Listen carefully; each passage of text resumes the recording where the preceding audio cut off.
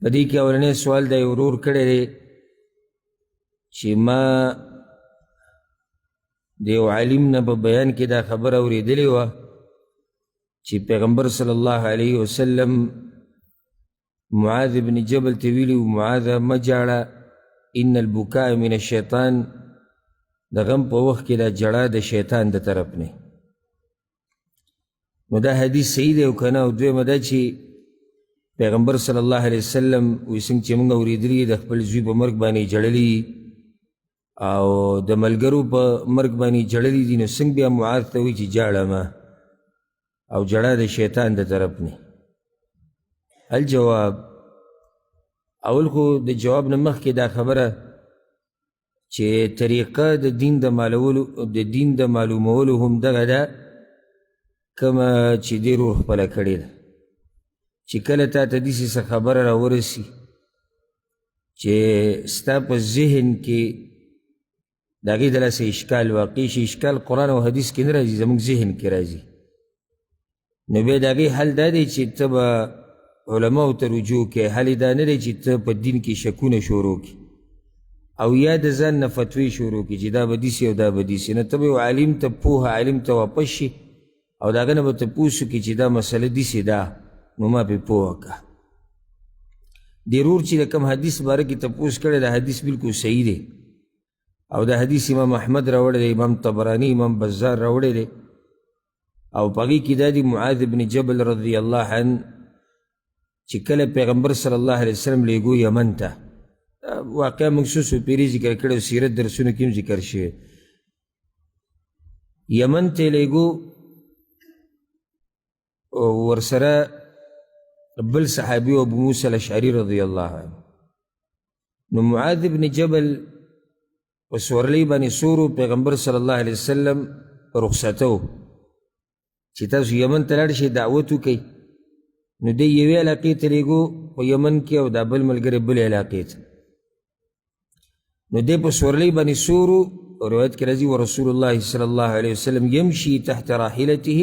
او پیغمبر صلی الله علیه وسلم لاندې ورسره پیاده روانو او دا د هغه عاجزي وه. نو کله چې پیغمبر صلی الله علیه وسلم هغه ته دا وصیتونه او نصیحتونه وکړو چې داسې دعوت به کې، دا به کې، دغه به کې، نو بیا ورته یا معاذ، ای معاذ انک عسى الا تلقانی بعد عامی هذا، کیدای شي دې کال نه بعد ته بیا ما ونه مومې دلته، ولعلک ان تمر بمسجدي وقبري، او کیدای شي ته د یمن نه راشي او زما په دې جومات او په قبر باندې بیا تیر شي. فبکى معاذ بن جبل، نو معاذ بن جبل په ژړا شو جزعا لفراق رسول الله صلی الله علیه وسلم. د پیغمبر صلی الله علیه وسلم د دې خبرې د لاسه چې زه دې ورځو کې تلو والی یم.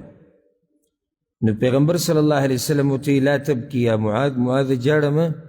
فإن البکاء من الشیطان، دا جړه د شیطان د طرف نه. او بیا سبحان الله همدقې شان وشوه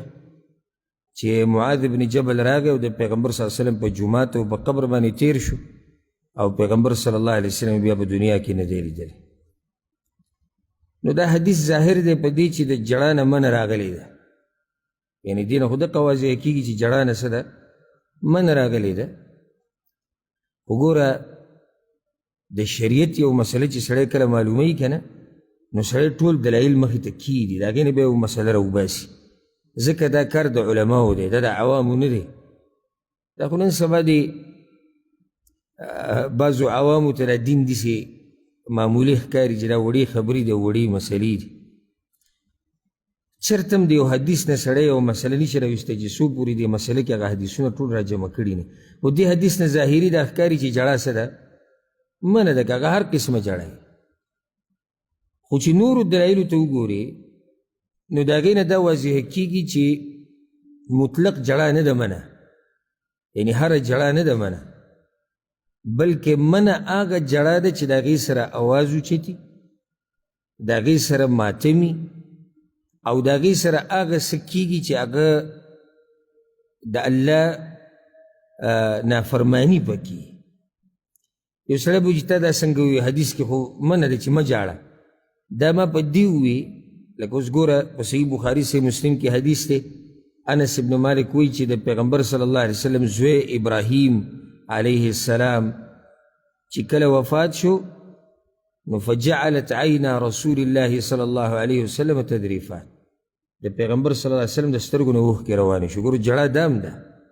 ولته حدیث کې جړه نه منه راغلی ده نو کیدی نشي چې د پیغمبر په خبره او په کار کې ټکراو وي کیدی شي نشي کیدی نو چې را جمع کړي نو دې نه یو بله مسله بیا راوځي او بیا پیغمبر صلی الله علیه وسلم دا م وویې ان العین تدمع د سترګو نه اوښکې روانې دي والقلب يحزن او قلب او زړه چې دی هغه غمجنه دی ولا نقول الا ما يرضى ربنا او موږ به وایو هغه څه چې په څه باندې الله راضي کیږي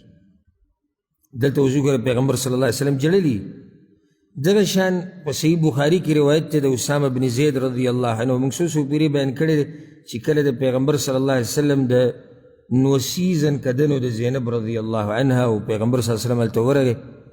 نو هلته هم هغه جړلي وو ففاضت عیناه نو په هغه ټیم ورته سعد رضی الله عنه یا رسول الله ما هذا دا تاسو جاړئ نو هغه ورته هذه رحمه جعلها الله في قلوب عباده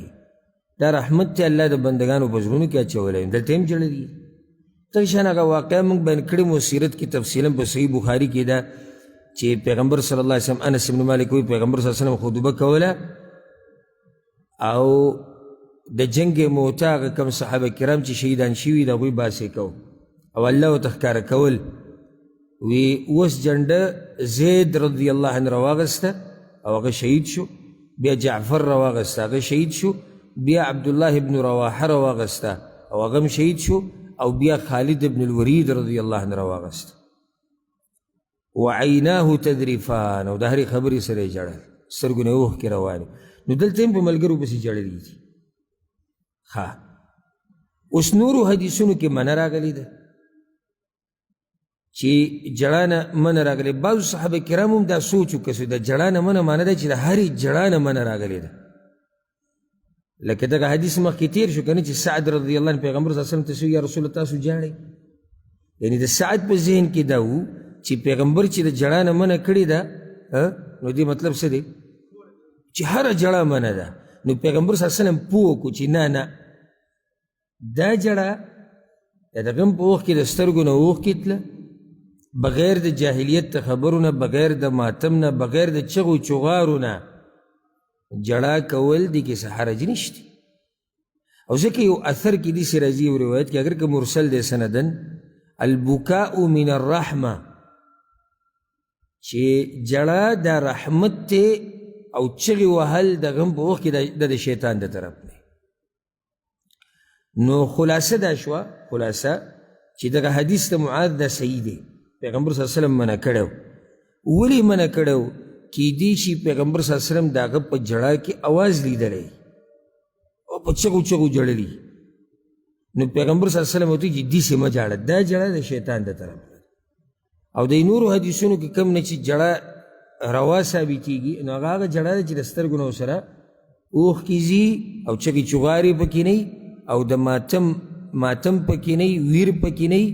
او دغه شان د جاهلیت خبرې پکې نه نو داسې دا حدیثونه ټول را جمع شو پوه شوي به اوس که نه نو کومه جړه منه ده چې ویر او ماتم ورسره وي د جاهلیت خبرې پکې د جاهلیت کارونه لکه ګریوانونه شلول ویښته ویسته ځان په سپېړو وهل چې دا پکې چغې چغارې وهل د دې نه منه ده هغه جړه چې د سترګو نه اوښکې ځي زړه ورسره غمجني دې باندې شریعت موږ نه رانیسي بلکې دا خو رحمت دی چې الله د بندګانو په زړونو کې اچولی دی په دې الله موږ نه رانیسي او که دې سره معمولي اواز وي څه خبره نه ده کله نه کله سړی په ارام جاړي خو داسې غم پې زورور شي چې اواز هم کله نه کله خولې نه راوځي هغه غیر اختیاري هغه ارادي نه وي غیر اختیاري په دې هم الله رانیونه که انشاءالله